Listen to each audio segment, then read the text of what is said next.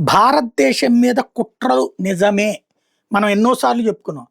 కొంతమంది దానికి ఆధారాలు ఏంటి? అంటే నేషనల్ లెవెల్‌లో నుంచి వార్తల ద్వారా మనం సేకరించినటువంటి సమాచారమే. అయితే ఇప్పుడు అది అధికారికంగా ధృవీకరణ అయింది. పార్లమెంట్‌లో ఈ అంశం మీద తాజాగా ఇచ్చినటువంటి సమాధానం కేంద్ర ప్రభుత్వం. లోక్‌సభకి చెప్పిందేంటంటే 1951 టార్గెట్ జరిగినాయట భారతదేశం మీద గత 2 ఏళ్లలో. జీపీఎస్సు, జీఎన్ఎస్ఎస్ ఏదైతే మన విమానాలకు వాడేది, అట్లాగే మన నౌకలకు వాడే వాటిట్లో ఇంటర్ఫీరెన్స్ కోసం ఇన్సిడెంట్ జరిగినాయి. గత 2 సంవత్సరాల 1951 వీటిట్లో సిగ్నల్స్ జాము, డైవర్షను, ఎయిర్ క్రాఫ్ట్ నావిగేషన్స్ విషయంలో జరిగింది.